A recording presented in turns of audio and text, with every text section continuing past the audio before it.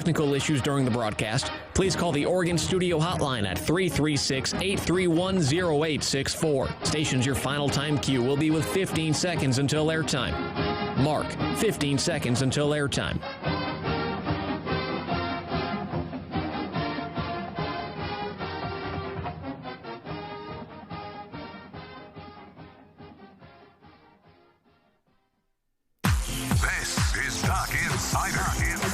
Duck's gonna pick it up, and here we go. Got him deep. He's open. He's got it. And he's gone. How about that? Oregon repeats as the Pac-12 champion. Duarte pulls up, 3-ball. Bang!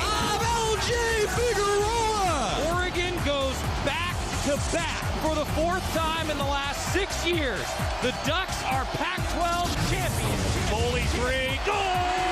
Foley ball. Three is good. Diarra-Savali. Wing. Pow. Yeah, boom, boom. Welcome to Duck Insider.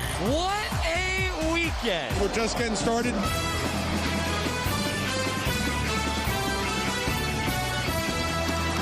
This is Duck Insider on the Oregon Sports Network from Learfield IMG College. Presented by On Point Community Credit Union. Better banking, local solutions. Live from the Country Financial Studio, here's Joey Mack.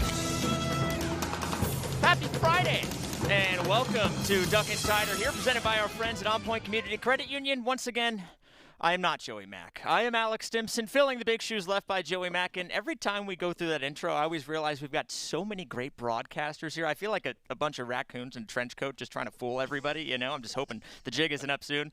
But once again, welcome to Duck Insider, presented by On Point Community Credit Union. You're looking live here at the Country Financial Studio and here on the Learfield IMG and Oregon Sports Network. And Alex Stimson bringing you all the action here as we wrap up another busy weekend for Oregon athletics, and a lot to talk about today as Ducks on the diamond, both in Berkeley and in Utah as well. Joey Mack's living in the future. He's out in the Mountain Time Zone as he's going to be joining us here later on today's show. And we'll actually get you caught up on softball. We'll look ahead to the Pac-12 championships in track and field down in Los Angeles. And for the second straight day, we've got another new addition to talk about on Kelly Graves' roster for the Oregon women's basketball team, as they have added another big get, as a lot of moving and shaking with that roster. But again, if they're able to stay healthy this year, it figures to be another fun season. It's nothing but fun season with Kelly Graves at the helm for the Oregon women's basketball team. But quickly, let's get to what happened yesterday. The only real sport in action yesterday was Oregon softball, and they picked up a 2-0 win. No surprise. You see that goose egg. You see Brooke Yanez. She was dealing. That's really all she does is deal from the circle. Brooke Yanez was stellar yesterday as Oregon kicked off the 4-game set with the 2-0 win. Picking up the win was Yanez as she would fire her 12th complete game of the year. She extended her scoreless inning streak to 19 2/3. Pretty good. The reigning MFCA National Pitcher of the Week is Yanez. We'll talk a little bit more about that later and get really in-depth on the stats. But Oregon softball winning yesterday, and they're already underway today in a doubleheader in Cal. And Game 2 is actually scheduled for 3 p.m. tentatively. Obviously, we'll see how long Game 1 goes. But right now, so far so good, looking at the numbers here with Oregon. As it stands right now in the show, depending on when you're listening, could change. But right now, Oregon softball up 2-0 over Cal in Game 1 of the doubleheader. We love to see that. And actually, before I go further, I got to ask you, Scotty P, how you doing? How's your Friday going so far, buddy? It's great, man. The sun is out. Ducks are out. It's great. It's a beautiful day in the Emerald Valley, isn't it?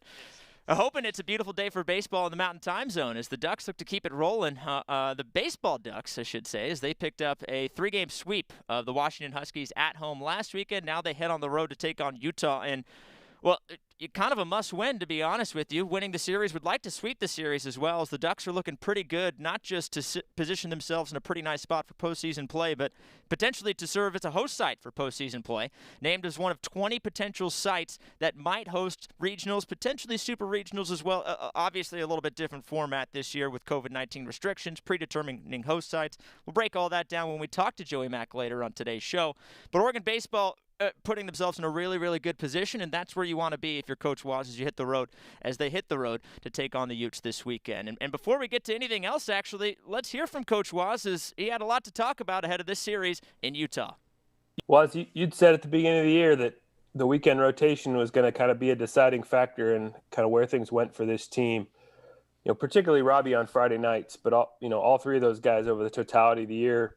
Just what are your thoughts on the way they're performing for you consistently week to week right now? Well, I think at the beginning of the year, one of my biggest concerns was I didn't know if we had the starting pitching that was going to be elite at the Pac-12 level to match up with the best guys in the Pac-12. And up to this point, over the longevity of the season so far through 41 games, it seems like they've answered that challenge. They've answered the call of that challenge. And so that's been exciting. There's been weeks where maybe they haven't been at their best, but that's called being a human being. And so I think overall, very pleased with how the pitching has gone. The starting pitching is what we're referring to right now. And excited about the work that those guys had to put in physically and mentally to be able to accomplish what they're accomplishing right now. Was just a few more details on Robbie. I mean, another Pac-12 honor for him. Just how good has he been? Just put it into words for us. Well, he's been fantastic. He's been the pitcher right now of the year in the Pac-12 conference. If the year ended today, he's won, I believe, 3 Pac-12 Pitcher of the Week awards, which is better than anybody out there. As a team, we've won 6. If there's 12 weeks and there's 2 awards, 1 for hitter, 1 for pitcher, 6 out of 24. I think that's a quarter of the awards one team's earned out of the league, which is something that can't be scoffed at. That's something that's really an outstanding accomplishment. Robbie winning 3 of them is really an outstanding accomplishment, which means that he's been dominant more than any other starting pitcher has in our league, at least on 3 different weeks. And it seems like on a consistency basis, he's done that as well. So credit to Robbie Ahlstrom. I think he's been a guy that any head coach in our league would love to have in their starting rotation. After the 3-game sweep, looks really good to get the wins. After the changeup in the lineup, Coach, just after reviewing film, you like that lineup that you guys went to, and you think you're going to go with that here moving forward? I like the lineup. I still don't think it's clicking on all cylinders. No, I like the lineup, though. I think there's some threats in our lineup. I've said that repeatedly, that I like the physicality of the team, and I just hope that they play as good as they look. And I'll continue with that message. I think over the long haul so far, we have answered that call. We still have room to improve as we feel as coaches. And, that's just back to the drawing board this week at practice to try to help those guys improve and develop good quality practice plans to where the emphasis isn't on just practicing or getting ready for a game on a weekend, but it's developing during the week. That's a huge deal. We're really big into what are we going to do today to develop somebody better than they were yesterday, and that will help us win more ball games as we go forward. And so the development piece is really the thing that we're excited about. We're excited about that on practice days. Gabe moving down the lineup and then back up, did that help him at all? Because he's just been killing the ball the last several weeks. Was he motivated by that, maybe to prove that that he could be back hitting higher in the lineup? But I don't want to not necessarily have you speak for him, but just how do you feel like he responded the last few weeks and kind of earned the right to hit higher up? Well, I think Gabe's doing a tremendous job, and as you look at numbers, he's been as hot as any hitter in the last month in the league. His OPS is over 1,000 now. I think over the last 2 months, his OPS has been over 1,300. It's what he's been doing. Did it help moving him down? Maybe initially, sure. To take a little bit of, I don't know if it was pressure or just a different look or whatever it may be, but whatever happened, had some success. I think there were some other things that led to some of the success he's having as well. I think he probably got off his own case a little bit and relaxed a little bit and just, it's his last go through. The way this thing started wasn't exactly how he wanted it to start, and that's not why he returned. And so that added stress. The whole year probably added stress. At one point, he might have been not dealing with those stresses as well as he is now. I think that's probably a big deal, is to try to help our athletes understand, with everything that's going on, how are they going to succeed and how are they going to succeed at their best? We're constantly looking for that with all of our athletes, and that answer is different for everybody because they respond differently to whether it's outside things that are going on or things specifically in their swing that are going on. Everybody's got a lot going on, and it's more than just, his elbow's in the wrong slot with his swing kind of things. It's usually a lot deeper than that, and trying to connect with these guys on a deep level is what Jack Martyr on the hitting side of it, specifically with Gabe, is really brilliant at, is he he works his tail off to connect with these guys. And it's not just about, hey, let's fix this in your swing. I think that's a big factor. Waz, I know that Kenyon's not going to be defined by his batting average by any stretch. I mean, he's there for a purpose. But there is a pretty sharp divide between his average and his on base, even compared to other sluggers in the league. Do you want, I mean, I'm sure you do, but do you want the average to pick up a few points in order to balance off, a little bit in order to get there? I mean, I realize it's hard for him because he is what he is. I mean, if you want him to go opposite field, I mean, if you're not into the shift, that's nice, but then you might be taking away a little bit of the power in trying to alter things too dramatically. So how do you go about trying to make him not only swinging for the moon? Well, I think that's a great question. And, again, that's the answer that we as coaches get paid to try to figure out. I don't think he's up there, even though it can be the appearance that he's swinging for the moon. I don't think he's up there trying to do that. I honestly think that it's the ebbs and flows of hitting. Early in the year, to be honest with you, he looked like he was swinging for the moon just like he does now. And he was crushing them to the moon in the first few weeks when he was with us. And so, what are the differences? Why is he doing one thing versus the next in terms of the success? The numbers were off the charts for the first couple of weeks. They've tapered off here in the last month. And I know he's not happy with how he's done in the last month. The average has tailed off. His production has tailed off. And we've looked for answers. And then just the other day on Sunday, I think was a huge day for him to be able to really have a couple of at-bats that were really big at-bats for us. And I think that hopefully will help him down the stretch. As we've seen before, now we've got Kenyon Yovan, Aaron Zavala, Gabe Matthews, amongst others. You got Gavin Grant that's slugging over 1,000 in the last month of this, that we've been playing, amongst others as well. If you can get Kenyon Yovan going like he was at the beginning of the year, he carried us at the beginning of the year single-handedly. And so and we didn't have a bunch of other things going on offensively at that time. And so if Kenyon Yovan, which is clearly shown that he can carry our club, if he can all of a sudden get going again like we saw on Sunday, well, you're talking about an offense that is definitely an offense that if I was a fan of Oregon baseball or just good baseball, I'd be in the seats this next homestand when we had a chance to play, the 4 games that are coming up in our next homestand, specifically against Stanford on the weekend. My tail would be in a seat to watch that because that would be a lot of fun to see.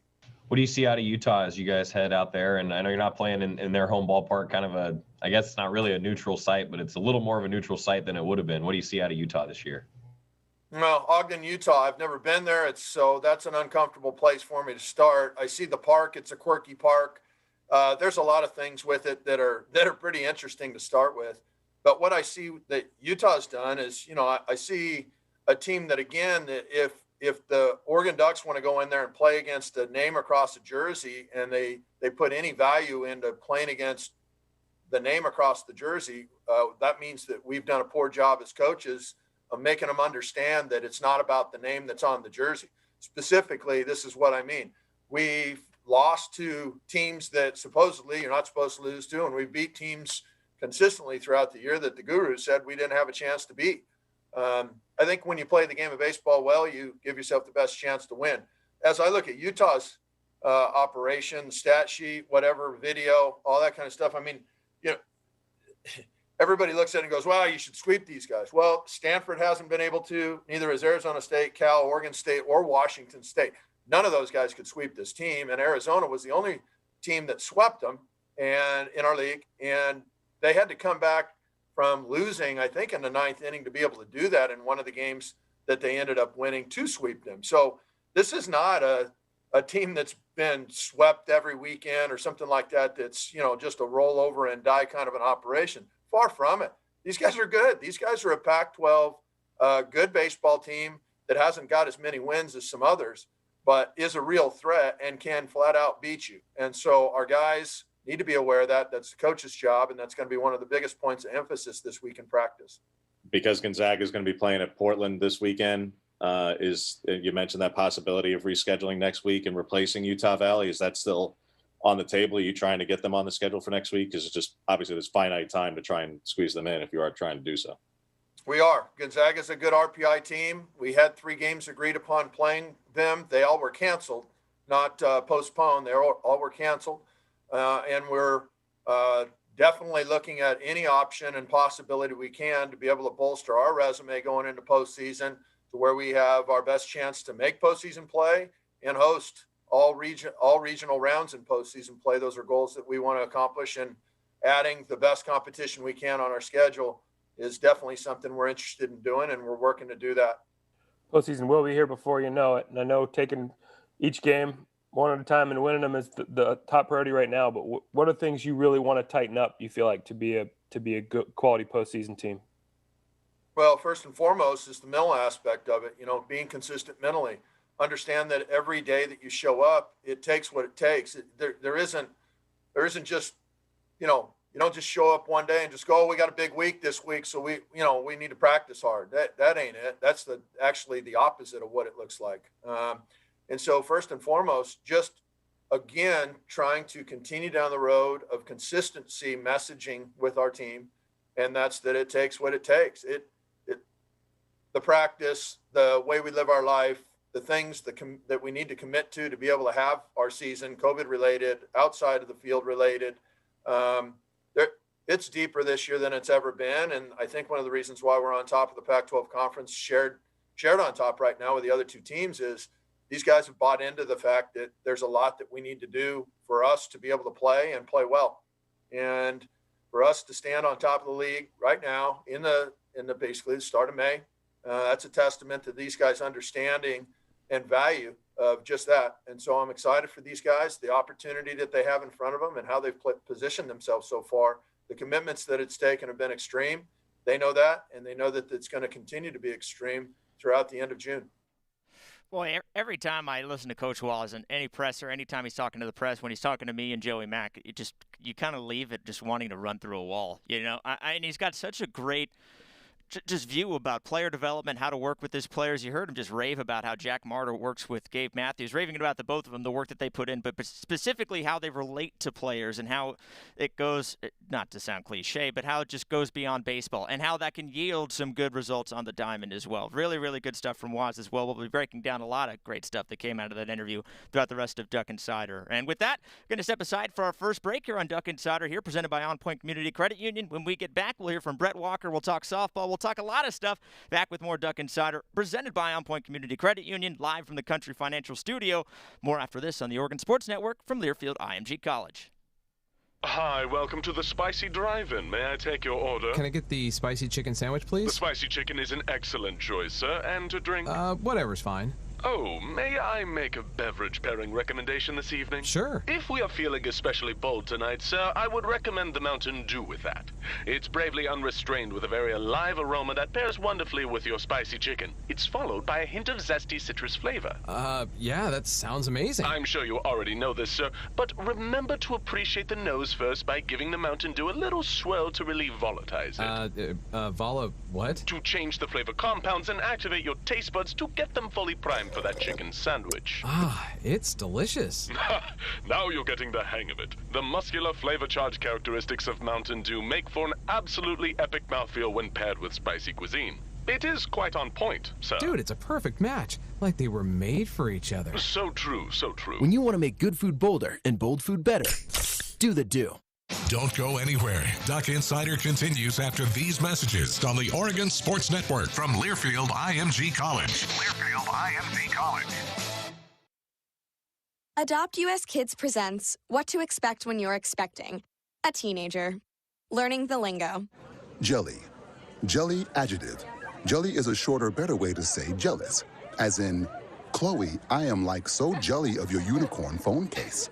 You don't have to speak teen to be a perfect parent. Thousands of teens in foster care will love you just the same. Visit adoptuskids.org, brought to you by the U.S. Department of Health and Human Services, Adopt US Kids, and the Ad Council. I'm little teapot, short and stout. Here is my handle and here is my spout. No, Dad, like this. When I get all steamed up, then I shout, tip me over and pour me out. This is WWE superstar Roman Reigns. It only takes a moment to make a moment. Take time to be a dad today. Visit fatherhood.gov, brought to you by the U.S. Department of Health and Human Services and the Ad Council.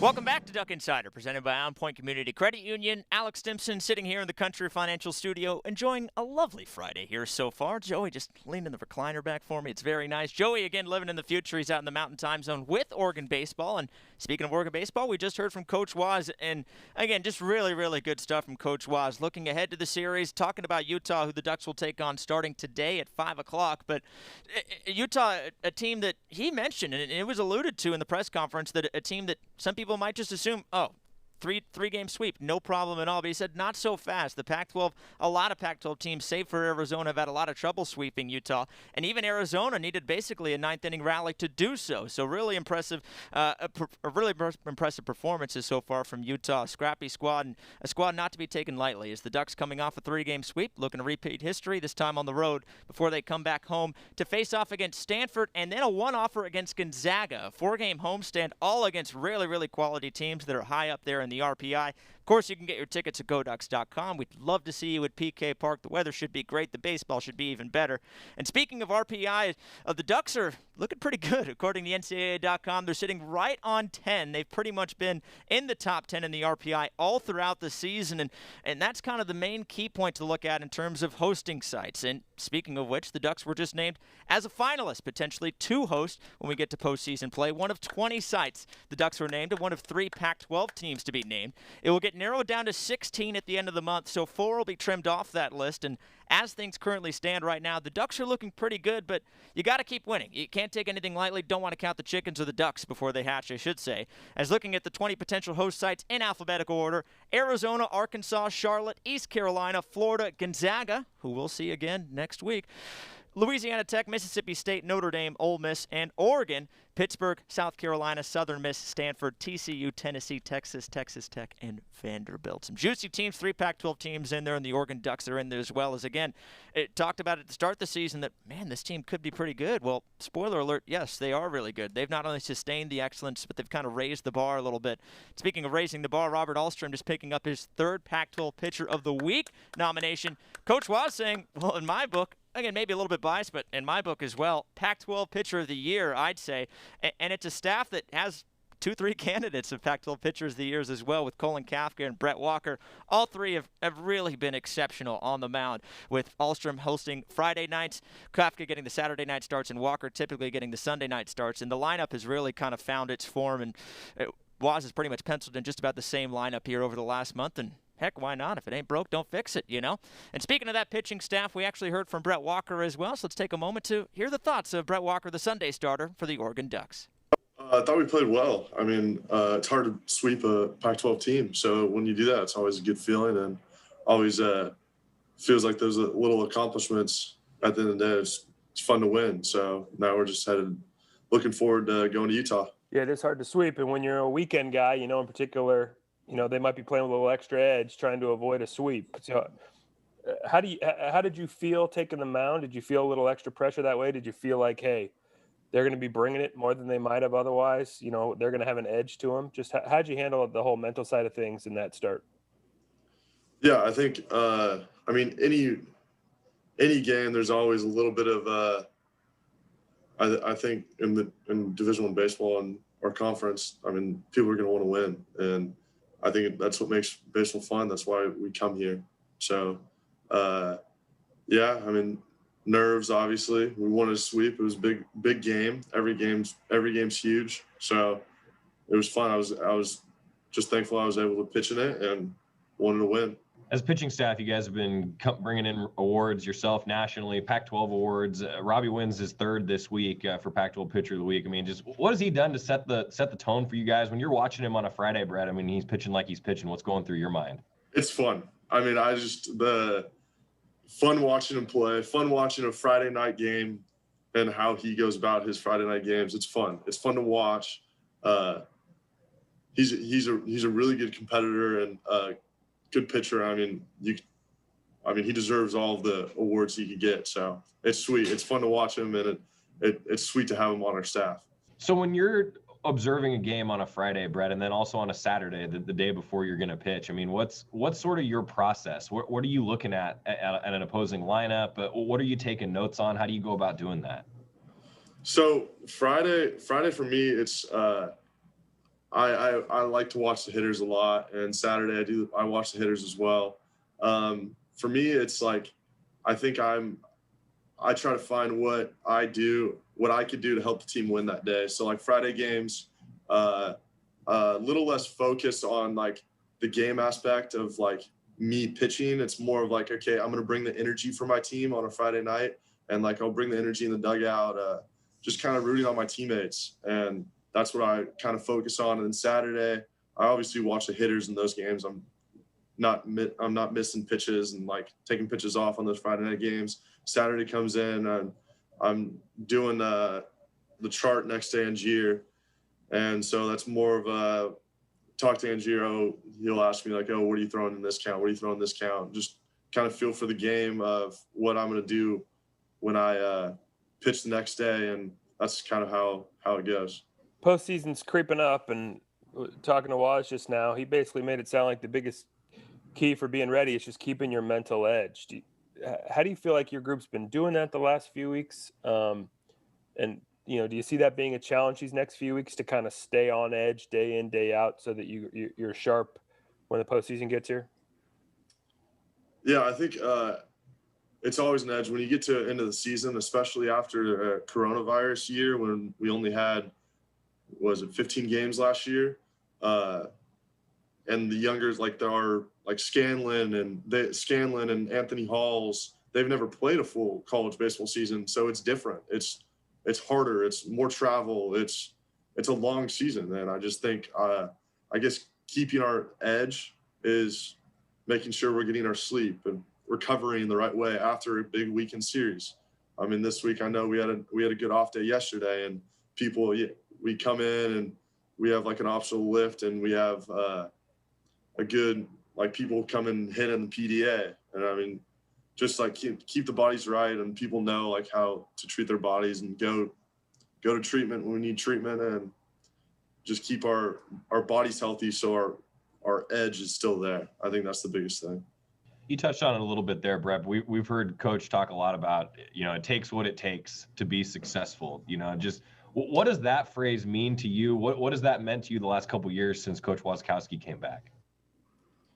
So I think it takes what it takes is just out-competing. And if we out-compete teams, we'll win.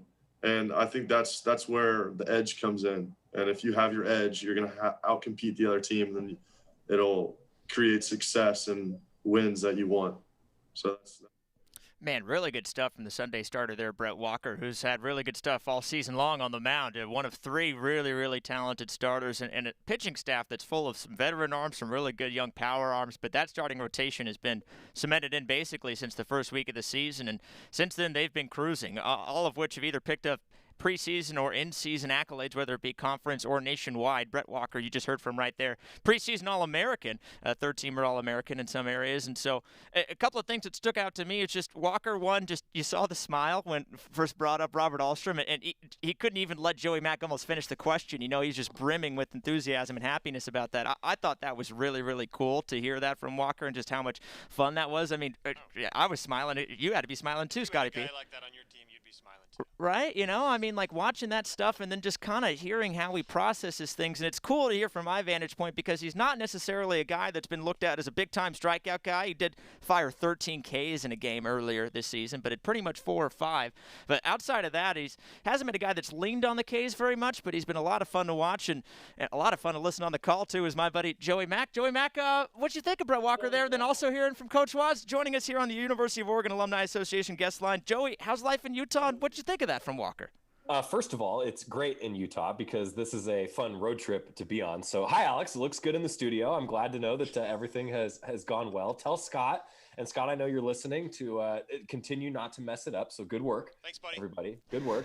No, I actually, to be honest, I really like what Brett's been able to do. Everybody keeps asking me, like opposing broadcasters will be like, hey, what's the report on Brett Walker? And I've called him a crafty righty You know, Alex, like, I feel like that's just a good description for him. Like, he's not going to overpower you. He's not going to just blow you away, but man, he's good. Like, man, he just finds a way to get out of trouble. And he's a solid option as a Sunday guy. And I really loved every time we've gotten a chance to catch up with Brett Walker. He's kind of been that just calming presence for a Sunday pitcher. And I think that's really important. So yeah, it was fun catching up with him earlier this week. I know everybody just got a chance to hear from that. And I'll tell you what, it's 75 degrees and sunny in Salt Lake City, Alex. So love to hear that. Love to hear that. Please pass my regards to my man Zach Blaine and Aaron Jester, a couple of legends here on the broadcast and video side for Oregon. And actually, quickly, we're going to step aside. We don't want to fire all of our bullets out of the gate. When we get back, we're going to talk some more Oregon baseball with the voice of Oregon baseball, Joey Mack. Going to talk a whole lot of stuff. We're going to have a lot of fun. Back with more here from the Country Financial Studio. This is Duck Insider, presented by On Point Community Credit Union. More after this on the Oregon Sports Network from Learfield IMG College. From the weight room to the classroom, on the field and off it, On Point proudly supports University of Oregon athletics because student athletes do so much more than bring us pride on game day. They bring our entire community together in Eugene and all across Oregon. So whether you're watching the game in the stadium, at home, or at your favorite local business, their success makes all of us stronger. On Point Community Credit Union. Join in. OnPointCU.com. Federally insured by NCUA. Equal housing opportunity. After 2 years of construction, my wife and I finally moved into our dream home. So when a bathtub fixture broke, causing major water damage, I was glad we had the home insurance protection we needed. How do you know your home is protected? Talk to a Country Financial rep like me, Nick Simon. We can help you understand your options and select coverages to meet your needs. Then if something happens to your home, you won't have any surprises. Need the right coverage for your home but not sure where to start? Visit TakeSimpleSteps.com or contact a local Country representative. Duck Insider continues after this timeout on the Oregon Sports Network from Learfield IMG College. Steven. Who said that? Me, down here. Ugh, what are you, a yellow booger? I'm a banana slug, Steven. What are you doing in my room? I'm your sense of adventure. It's been a long time since we've had an adventure in the forest. Mom took me to the forest last year. I'm a slug, Steven. It took me a long time to get here. You're right. I should get out. Yeah, the forest is not that far away. Hey, Mom! Come to the forest where the more adventurous you lives. Check out discovertheforest.org for cool places nearby. Brought to you by the U.S. Forest Service and the Ad Council. It's important to buckle up your kids. I know. Sometimes car seats can be complicated. I know. And if your child's in the wrong seat and you get into a crash, I know. it could lead to a serious injury. I know. So you're 100% sure you have the right car seat for your child's age and size? I don't know. Don't think you know. Know you know. Car crashes are a leading killer of children 1 to 13. Make sure you have the right car seat. Visit safercar.gov/the right seat. A message from the National Highway Traffic Safety Administration and the Ad Council.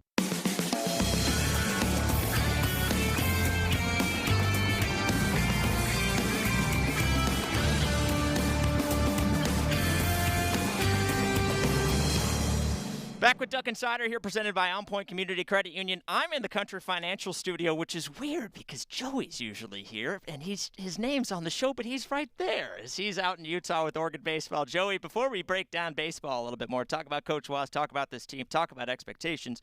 Just first and foremost, I mean, how's it feel to be on the road? It's been a while. I mean, starting to return to normalcy a little bit, but just on a personal standpoint, from someone who's been with the program for so long, just how's it feel to be on the road with the team, bud?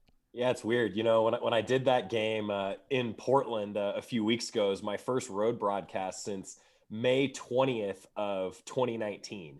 And that was kind of weird to think about, like how long it's been. So this will be my first road game outside of the state of Oregon in almost to the day 2 years, which is weird to think about. And, you know, it's just, you know, it's kind of funny. It's almost like some poetic justice with this whole thing, right? That, you know, here we are 2 years later and we're not even going to be able to play in the home ballpark for Utah and instead going to go 45 minutes north to Ogden. You know, it is just kind of another example. You chalk it up to just all the weird things that we've all had to deal with in the last, now it seems like almost 2 years. So it is, I will say, Alex, it's a little weird going through the airport again. Like just even doing that was something that I was like, what else do I need when I go to the airport? Like,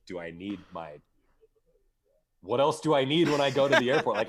I sort of had that moment of like panic when I got to the Eugene airport. Like, what am I forgetting? And fortunately, I don't think I've forgotten anything yet, but we haven't, plugged in all the broadcast equipment yet. So I guess we'll find out. But it is nice to be back on the road. And I think, as it pertains to baseball, I mean, how fun is it to be on the road with a team that's doing what they're doing right now? I mean, this is a squad that you talked about it earlier. I mean, this is going to be a team that probably hosts a regional. PK Park today announced as one of the 20 potential sites to host regionals. And it sure looks like this is a team that's good enough to do so. They got to keep winning series down the stretch, and Arizona and Stanford, 2 other Pac-12 schools that were selected as one of the potential 20s. I mean, I think that these are 3 teams that probably are all going to host unless something just terrible happens in the next few weeks and someone face plants. But, that being said, you got to take care of business. You got to keep winning series. And this is a Utah team that's sitting in 10th place in the Pac-12 right now. So on paper, this is a series that Oregon should win, but this is still a team in Oregon. I think that the coach Wasikowski's talked about this a lot. They're still learning how to win and handling success because a lot of these guys haven't been in this situation before. So how do they go about doing that? I think this weekend's kind of a good litmus test for that, to be honest. Just what does this team do when they're supposed to win these games? So far, they've done that. They've consistently done it throughout the course of the season. This is another example where they're going to have to take care of business, for lack of a better phrase.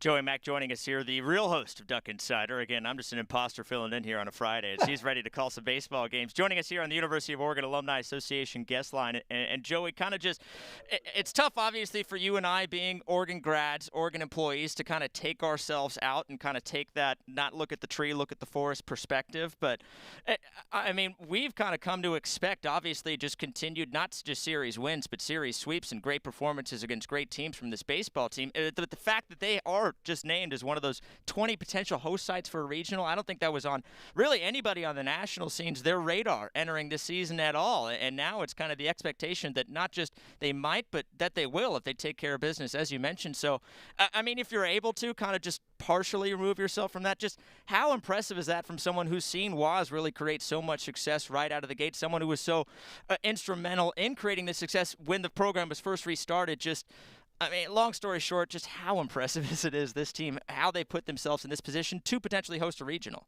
Yeah, I think it's really impressive. I mean, because for a few different reasons. One, last year as a first year for Mark Wasikowski, I mean, who could have drawn that up as your first year, right? I mean, I think maybe the only other coach that I've worked with that you could even make a comparison to how odd that was Graham Abel, who didn't even play in his regularly scheduled time of a season for Oregon soccer, right? And then had to wait over a year to coach his first game for Oregon soccer, right? Well, Mark Wasikowski only got 15 games in last year. And it looked like, and Alex, you can speak to this, you were on the road with them a few different times last year.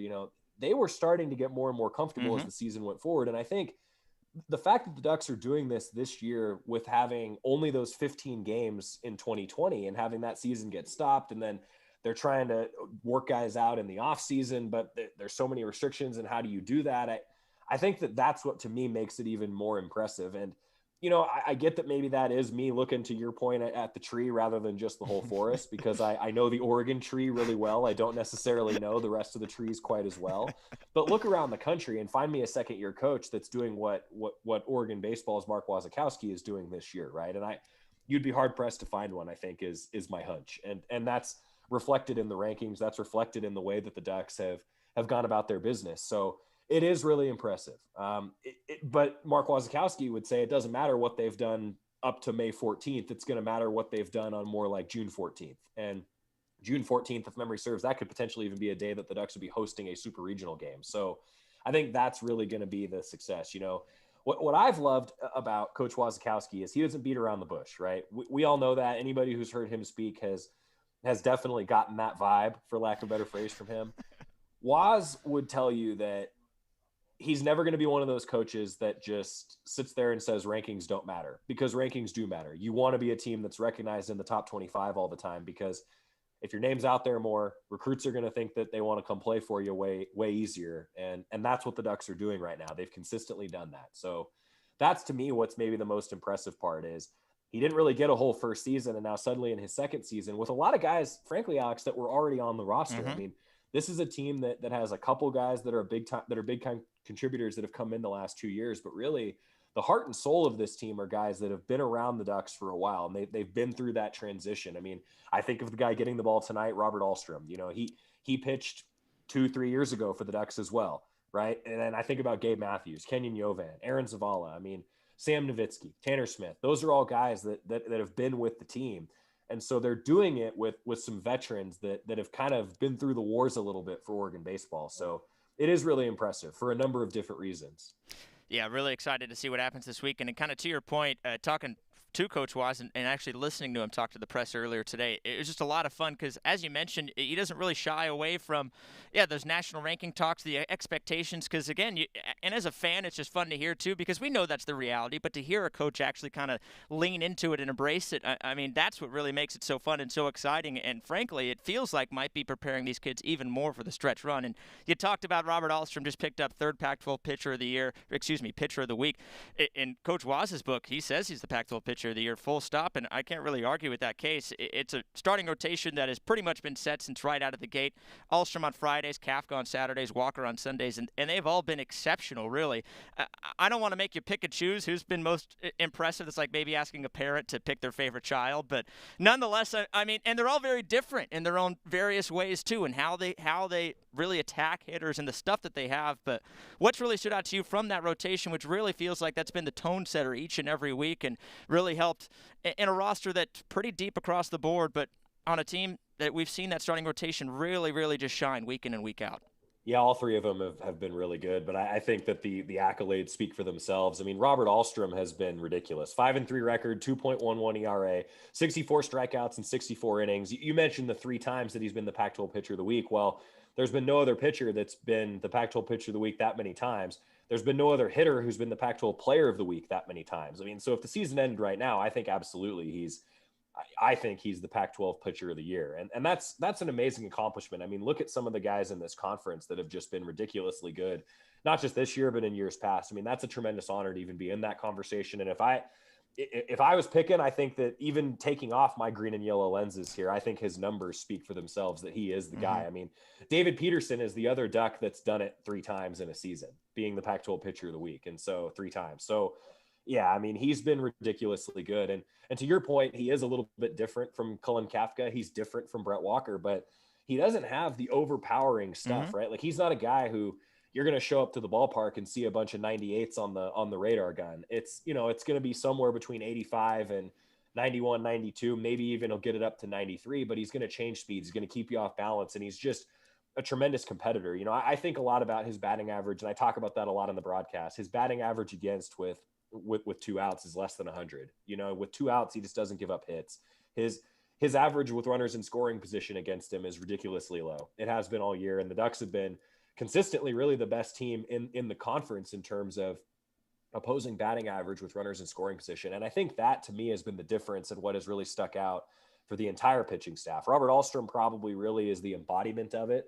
But for this entire pitching staff to keep runs off the board in critical situations, that's been a big deal. And it's not just the starters. To that point, I think you got to give some credit to the bullpen too. There's been guys in this bullpen that I think about an Isaac Aon. He hasn't had his best outings when he started games, but boy, he's been effective when he's finishing games and when he's coming in short stints with guys on base. Colby Summers struck out 6 of the 7 hitters that he faced across 2 outings against Washington last week. I mean, Summers has been ridiculously good.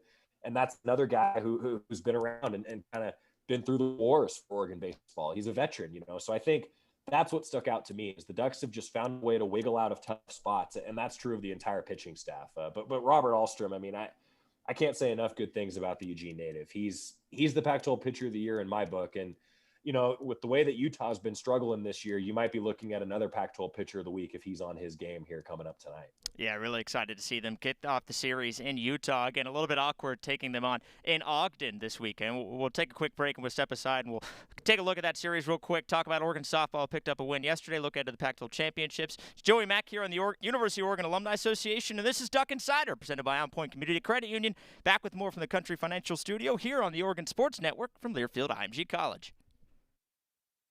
From the weight room to the classroom, on the field and off it, On Point proudly supports University of Oregon athletics because student athletes do so much more than bring us pride on game day. They bring our entire community together in Eugene and all across Oregon. So whether you're watching the game in the stadium, at home, or at your favorite local business, their success makes all of us stronger. On Point Community Credit Union. Join in. OnPointCU.com. Federally insured by NCUA. Equal housing opportunity. Hi, it's Jan from Toyota. Summer's finally here, and with a great deal on a new Camry, RAV4, Highlander, Tacoma, and more, you can celebrate all of your favorite summer holidays, like Cinco de Mayo, Independence Day, International Pizza Party Day. Pepperoni, please. And by pepperoni, I mean Hawaiian. Kick off summer at your Toyota dealer, where you can save big on all your favorites. This event ends June 1st. See your participating Toyota dealer today. Toyota, let's go places. Duck Insider, your home for the latest news on Oregon athletics. This is the Oregon Sports Network from Learfield IMG College. Listen and imagine.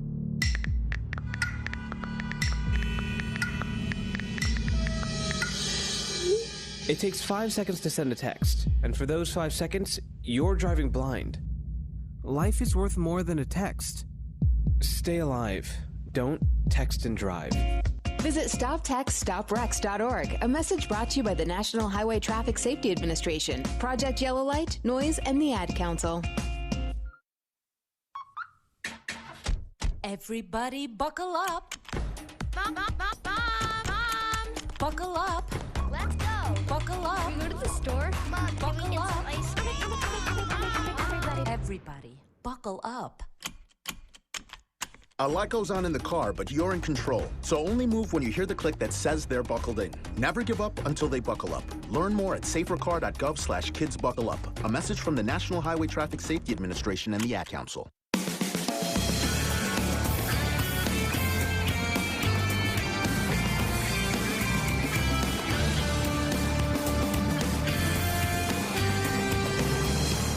Welcome back to Duck Insider. Alex Stimson filling in for the man that we're seeing on the University of Oregon Alumni Association. Duck Insider brought to you by our friends at On Point Community Credit Union and also brought to you by our friends at Shadow Hills Country Club. Hope you guys are sneaking in some golf out there. Did you bring your sticks? We'll talk about that later offline. Shadow Hills Country Club offering the perfect combination of rural beauty, great golf, and affordable family entertainment. Builds lifetimes of memories. You can call for a tour today. Shadow Hills Country Club, your family resort just minutes away from home. Again, call for a tour today. Joined by Joey Mack again here on the University. What would you shoot at Shadow Hills? I have shot plenty of rounds at Shadow Hills. We're not going to publicize that. I don't appreciate you asking me the question, and we're just going to move on. Anywho, it is a great day for golf at Shadow Hills. Again, call them for a tour. On the University of Oregon Alumni Association guest line, Joey Mack, the real host here. He's out in Utah. And just quickly, our last point looking ahead to this Utah series is that the Ducks, a little bit awkward. They're not necessarily playing them in the quote-unquote home ballpark of the Utes. They're playing in Ogden. You talked about, and Coach Waz alluded to earlier, that it's a bit funky. So talk to us just briefly about the ballpark and then just expectations in a series that the Ducks feel like they should win and maybe have to win to maintain their status in the RPI and in the rankings. Yeah, I talked with Waz this morning, and they got a chance to practice at the ballpark, Lindquist Field, last night, and he said that it is a little funky. Grass is really long, altitude, ball's going to fly a little bit, and then he said that there's a little bit of an oddity in right field. It kind of jets in a bit, so you know, just like any ballpark, you spend a little time and you're going to get a feel for it. But I think the defense is a real key in this series for the Ducks with some of those things in mind. You know, when Oregon has struggled, it's been when their defense hasn't been at its best. You know, Arizona's a tough place to play. That's a tough ballpark. The Ducks have always seemingly had a hard time with that infield, as a lot of teams have. But that was one of the series that the Ducks lost. And then at Washington State, Oregon dominated 13-0 on Friday night.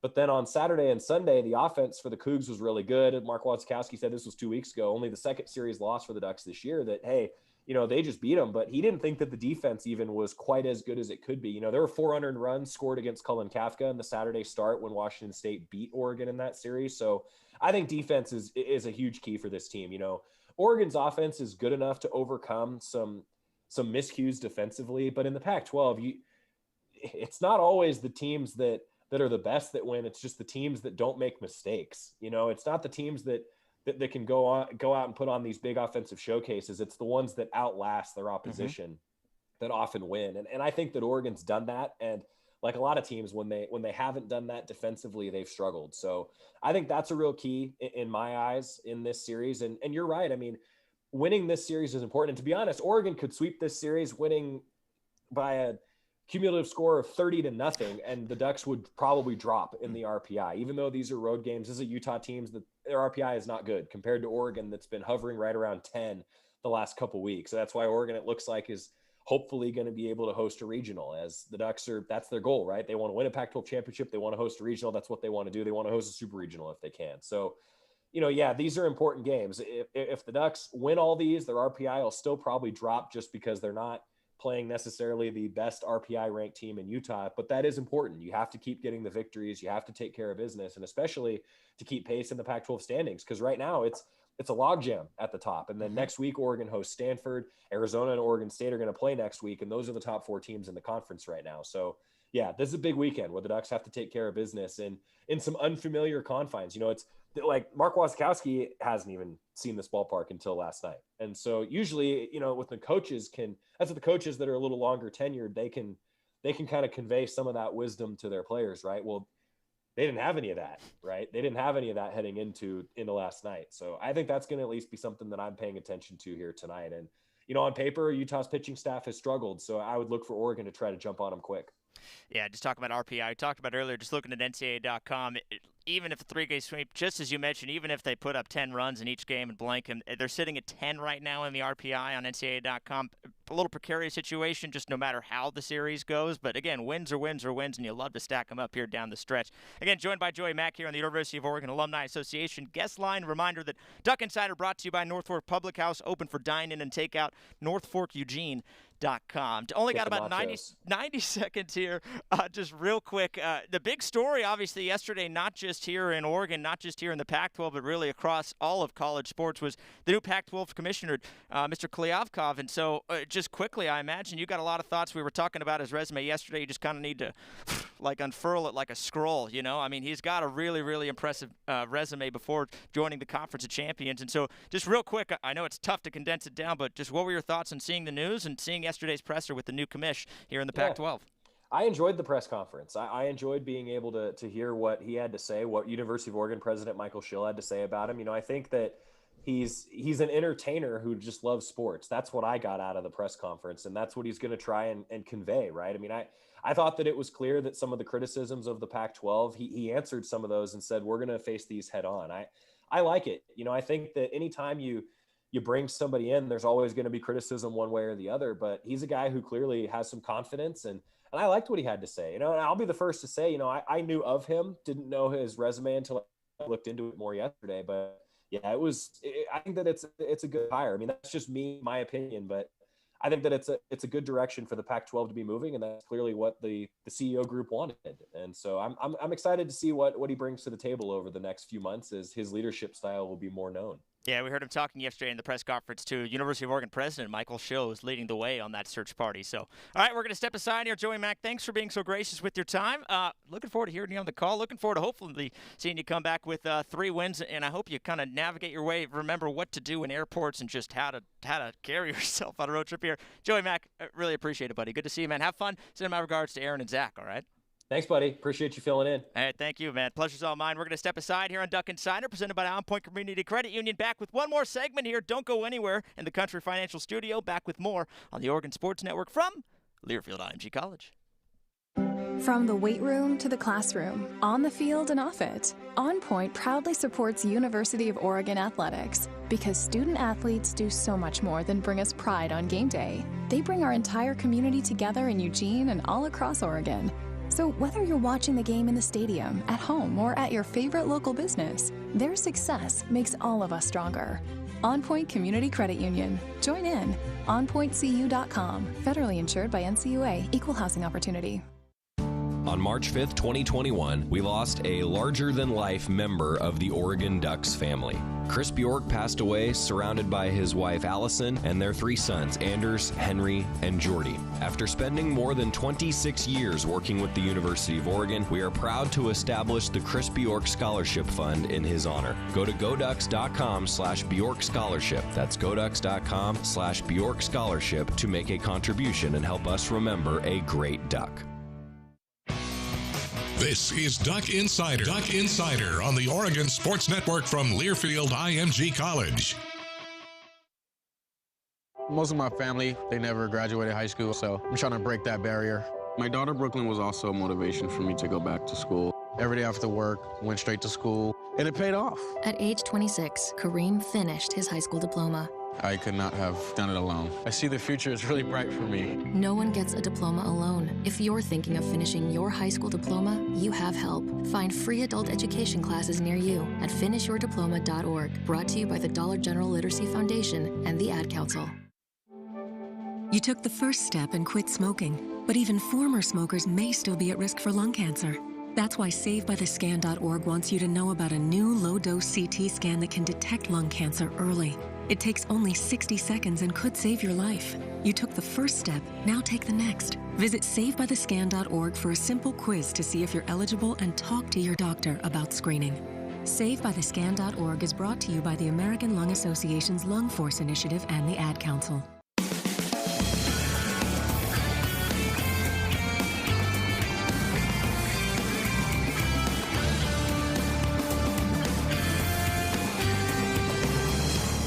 Welcome back for the last segment before the weekend. I might head to Shadow Hills and, sneak in a couple of rounds. I don't know. We'll see. Alex Simpson here filling in for Joey Mack in the Country Financial Studio, and you are watching Duck Insider presented by On Point Community Credit Union. Going to quickly talk before we depart about a new addition, but quickly to the women's basketball team. I should finish that sentence before I move on. But anywho, just quickly want to get to every Thursday at Hoodoo. You could ski and ride from 9 a.m. to 9 p.m. for only $25. I really missed out yesterday. I should have grabbed my board. You don't need a coupon or have to buy a ticket in advance. Just get your tickets ready for 12 hours of endless laps at every Thursday at Hoodoo. Check out hoodoo.com for webcams, road cams, the latest snow conditions. We'll see you tomorrow or next Thursday or whenever at Hoodoo Go Ducks. And again, an All Points Bulletin to all cookie lovers. I know my man Scotty P is a fan of this company right here. It's Crumble Cookies. They've got a rotating menu of over not just 120 as it used to say on this read, 150 flavors, 150. Change out weekly, order Crumble in store or for delivery, curbside pickup, or nationwide shipping. Come see us in Eugene off Coburg Road. And come check out the new addition here for Oregon women's basketball. It's the second straight day we've had an announcement to talk about and a new addition to the roster, and it is Elise Hurst. She's from Bendigo, Australia. I got to work on that pronunciation. Man, come on, broaden your horizons, Alex. A guard, as Kelly Grace continues to add to the Ducks 2021 roster, and on Friday officially announced the signing of transfer guard Elise Hurst. She joins Oregon after spending her first 3 seasons of her collegiate career down in New Mexico. So former Lobo, averaged 11.1 points per game in 80 appearances. She's the second signing this week for the Ducks, who welcomed in Georgia State transfer Taylor Hosendove to the program on Wednesday. Australian native and a senior for the Ducks in 2021 with 2 years of eligibility left. Again, if the Ducks can stay healthy this year, man, they're going to be so good. They're going to be so fun. Heck, every sport here is so good. That makes it so fun to work here. Scotty P is a lot of fun. Can't wait to see you guys next time. Until then, this was Duck Insider on Point Community Credit Union. We will see you next time on the Oregon Sports Network from Deerfield IMG College.